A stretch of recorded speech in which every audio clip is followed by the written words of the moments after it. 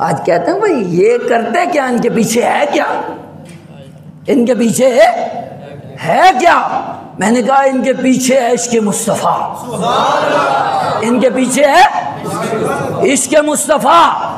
पूछ इकबाल से, इकबाल यही कहता है कि कुव्वत इश्क से हर पस्त को बाला कर दे, कुव्वत इश्क से हर पस्त को बाला कर दे, दहर में इसमें मोहम्मद से उजाला कर दे। कि हर इश्क़ मुस्तफ़ा में वो तपश है कि जिसके दिल में आ जाए उसे पस्तियों से उठाकर ये ओजे सुरैया तक पहुंचा देता है। और अमन अमन की बात करने वालों सुनो, इकबाल ने यही कहा कि दहर में इसमें मोहम्मद से उजाला कर दो।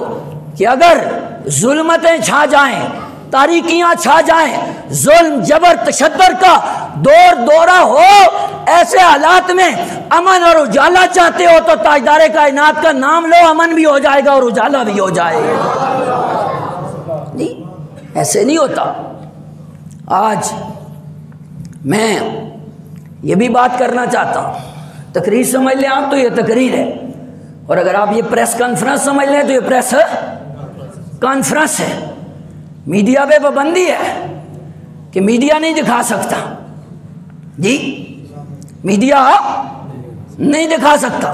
लेकिन इस मौजूदा हुकूमत ने, इसका वजीर आजम, इसका वजीर दाखिला, इसका वफाकी वजीर मजहबी उमूर, ये ऐसे जलील लोग हैं कि इन्होंने 3 बार एक मजहबी जमात के साथ, जो हम आलो सुन्ना वल जमा की जमात है, और कोई उन्होंने जात का मुआहिदा नहीं किया जी।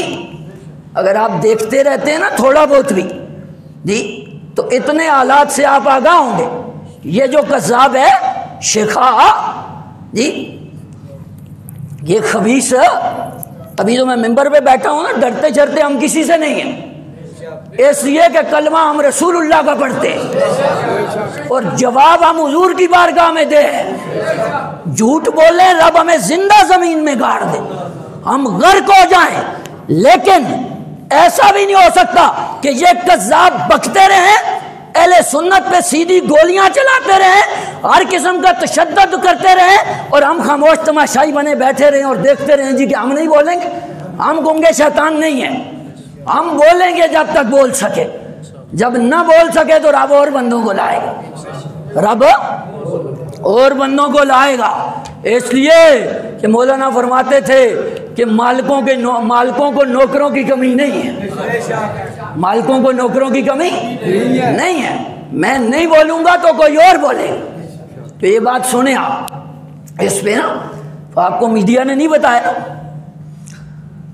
अल्लामा खादिम हुसैन रिजवी जिंदा थे जब फ्रांस में सरकारी सतह पे रसूलुल्लाह की गुस्ताखी हुई, हुजूर के खाके छापे गए, तो तब आलो सुन्ना वल जमा ने एहतजाज किया। अल्लामा खादिम हुसैन रिजवी यहाँ तशरीफ लाए एहतजाज के लिए, अहले सुन्नत ने एहतजाज किया। इन लोगों ने यहाँ पे बैठ के उनके साथ मुआहिदा किया कि आप एहतजाज बंद कर दें, हम मजहबी, जो फ्रांस का सफ़ीर है उनका मुतालबा यह था कि फ्रांस के सफ़ीर को निकाल दो। इन्होंने कहा देखो हमारी मजबूरियां हैं। उन्होंने कहा ठीक है, हम मानते हैं आपकी मजबूरी। तीसरा हल क्या है? इनने कहा तीसरा हल ये है कि हम करारदाद पेश करते हैं असम्बली में जी, असम्बली में उस पर बहस करवा लेते हैं। अगर असम्बली कहती है कि फ्रांस के सफ़ीर को निकाल दो तो निकाल लेंगे, अगर कहती है कि नहीं ना निकालो तो नहीं निकालें जी। तो अल्लामा खादिम हुसैन रिजवी साहब ने फरमाया ठीक है, हमें ये मंजूर है, ऐसे कर लो। इसलिए कि असम्बली में बात होगी ना, सब बात करेंगे तो आ जाएंगे ना, फहरिस्त बन जाएगी ना कि किसने वोट हुजूर के लिए दिया है, किसने वोट फ्रांस के लिए दिया। भाई यहाँ तो जो होना है वो हो जाएगा, यहाँ तो जो होना है हो जाएगा। आपको पता है ना, जब यूसुफ अलैहिस्सलाम की मिस्र के बाजार में बोली लगनी थी ना, तो एक माई भी धागे की अट्टी उठा के जा रही थी किसी ने पूछा माई बुढ़िया क्या करती हो, तुम्हें पता है कि आज अजीज मैसर का बादशाह खुद आ रहा है, वहां बोली लगेगी, वहां तुम्हारी इस धागे की हट्टी की क्या हैसियत है। उसने कहा पता मुझे भी है कि मैं इस धागे की हट्टी से यूसुफ को खरीद नहीं सकती, लेकिन जा इसलिए रही हूं कि कल क़यामत के दिन यूसुफ के खरीदारों की जब लिस्ट बनेगी तो उसमें मेरा नाम तो आएगा ना। भाई बास करवा लो ना, नाम आ जाए। किसने वोट हुजूर के लिए दिया, किसने नहीं दिया जी। इन्होंने फिर क्या किया, उससे चंद दिन बाद ही अल्लामा खादिम हुसैन रिजवी अल्लाह को प्यारे हो गए, इस दुनिया से तशरीफ ले गए। और अगर आपने देखा तो देखा, नहीं देखा तो अभी ही देख रहे हैं। यानी बैरून मुल्क के लोगों ने भी ये कहा कि उस बंदे के जनाजे में 2.25 करोड़ बंदा जमा हो गया। पाकिस्तान की तारीख का सबसे बड़ा जनाजा हुआ जी। झूठों के जनाजे ऐसे आपने देखा, सलमान तासीर का जनाजा जी, झूठों के जनाजे ऐसे नहीं होते, सच्चों के होते। अच्छा फिर क्या हुआ, हो गई बात। उनसे जो वक्त मांगा हुआ था फरवरी का, फरवरी आई, इन्होंने फिर वक्त मांग लिया कि हमें अप्रैल तक फिर वक्त दिया जाए। फिर वक्त दिया गया हुकूमत को, और अप्रैल में जब उन्होंने कहा जी कि आपने जो मुआहिदा किया है ये करारदाद असम्बली में लाने का और उस पर पास करवाने का, उसको पूरा करो, उसको पूरा करो, ये कहा गया। अब मुआहिदा हो चुका, उस पर वजीर दाखिला के भी दस्तखत हैं और उस खबीस नूरुल हक कादरी के भी दस्तखत जी। आप कहते हो उस पर मुझे गुस्सा इसलिए आता है कि वो सुन्नी कहलवाता अपने आप जी। उसने दाढ़ी रखी हुई है, वो साथ कादरी लिखता है जी। और मैं कहता हूं खबीस कादरी लफ्ज को तो हटा दो साथ से, तुम्हें शर्म नहीं आती? पर निस्बत वो पाक की इस्तेमाल करते हो और दरयूजा गरी अंग्रेज की करते हो जी। तो दस्तखत किए उन्होंने। अच्छा फिर जब इन्होंने कहा ना, तो इन्होंने बगैर किसी कानून के जी, बगैर किसी वजह के, जो TLP के अमीर हैं हाफिज साद हुसैन साहब रिजवी, उनको जाते हुए गाड़ी से उतार कर गिरफ्तार कर लिया बगैर किसी वजह के। और ये लोग आप भी जानते हैं भाई, इस मुल्क में तो कानून ही नहीं है ना कोई जी। डायरी लिखने वाला बंदा जरी लिखे इस बात को जी। जो एजेंसियों के लोग बैठे हो ना, लिखो बेटा लिखो, तारीख लिखी जाएगी, तारीख लिखी जाएगी। हम नहीं होंगे मुअर्रिख, तारीख लिखेगा और तुम्हें भी पता चलेगा और हमें भी पता चलेगा कि रसूलुल्लाह के नामूस के लिए कौन आया और अंग्रेज की दरयूजागरी के लिए कौन आया है। इन्होंने उतार के गिरफ्तार कर ली। कानून का मैं इसलिए कह रहा हूं कि अभी मैं जा रहा हूं ना, मैंने दाढ़ी रखी, किसी बंदे ने दाढ़ी रखी, उसके सर पे टोपी है, उसको रास्ते से गिरफ्तार कर लिया जाए। नहीं, ना उस पर कोई दरखास्त है, ना कोई FIR है जी, ना कोई और वजह है, बस बिला वजह उसको गिरफ्तार कर लें तो ये कर। भाई हम इस मुल्क के शहरी, हमारा शनाख्ती कार्ड देखो, हम इस मुल्क के बासी हैं, को महाजिर तो नहीं है ना। और हमारे अकाबिर ने ये मुल्क बनाया है। इन खबीसों को याद हो ना हो, आज ये डब्बू फवाद ये कहता है जी भाई इनको इंडिया सपोर्ट कर रहा है। मैंने कहा मैं लानत भेजता हूं इंडिया पे जी, इंडिया हमें सपोर्ट करेगा? अरे ये उलमाए अहले सुन्नत ही थे। वो पटना की कॉन्फ्रेंस याद करो अगर तुम्हें तारीख भूल गई, सुन्नी कॉन्फ्रेंस याद करो बनारस की, उसमें 500 उलमा ने बैक वक़्त यह ऐलान किया था कि अगर मिस्टर मोहम्मद अली जिन्ना मुतालबा पाकिस्तान से दस्तबरदार भी हो जाएं तो हम अहले सुन्नत पाकिस्तान बनाकर दम लेंगे।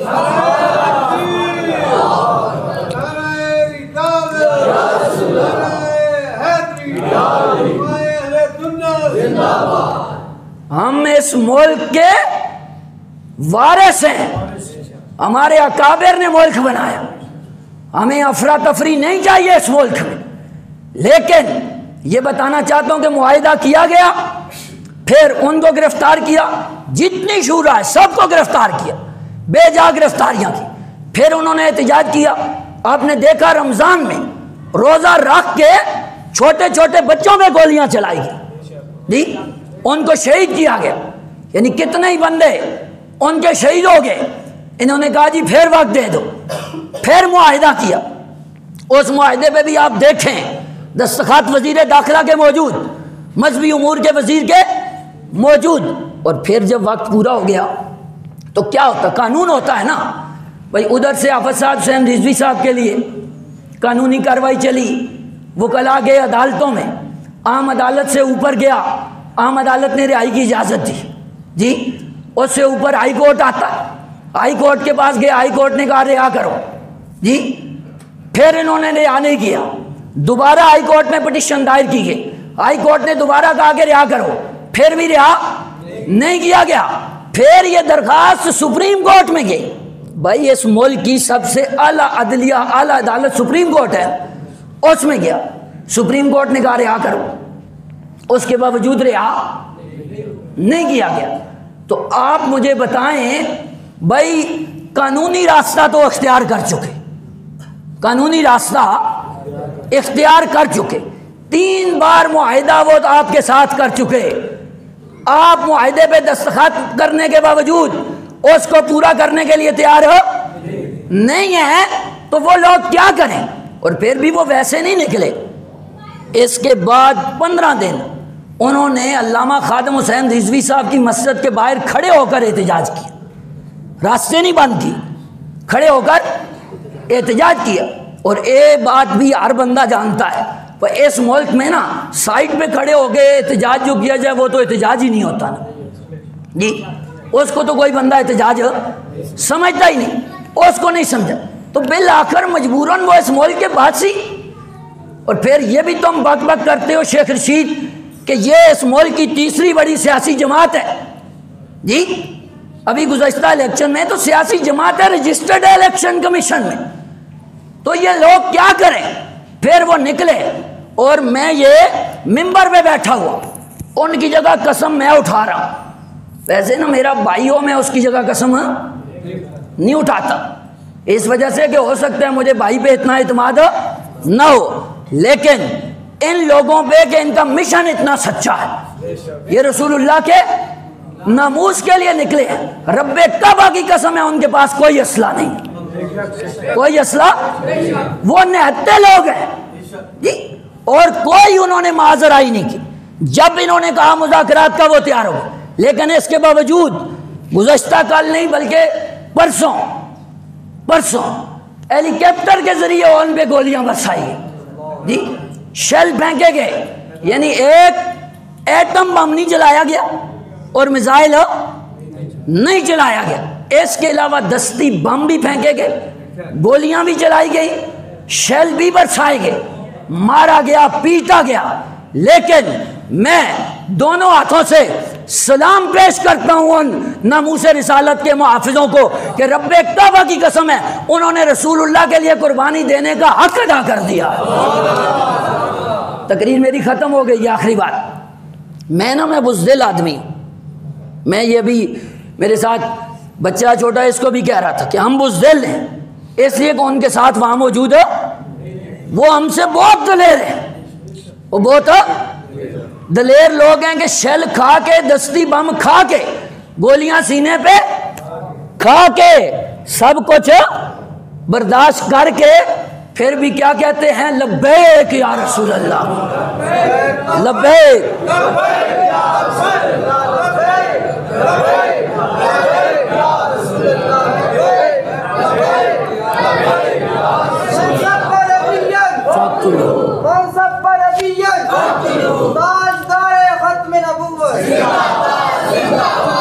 तो इसलिए यही हमारी प्रेस कॉन्फ्रेंस, ठीक है। इसको जो लिखने वाले लोग हैं वो लिखें, डायरी पे नोट करें, जाके बताएं बेनवान जो कुछ हमने बोला है वो बताओ उनको।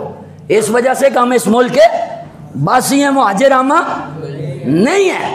गलत बात हो ये, मैं ये कह रहा हूँ मिंबर पे बैठ के, भाई कोई बंदा ना अगर पुरतशद्दद एहतजाज करता है मैं उसको कंडम करता हूँ, मैं उसकी मुखालफत करता हूं। बहुत बड़ा खबीस है जो मुल्क की अमलाक को नुकसान पहुंचाता है।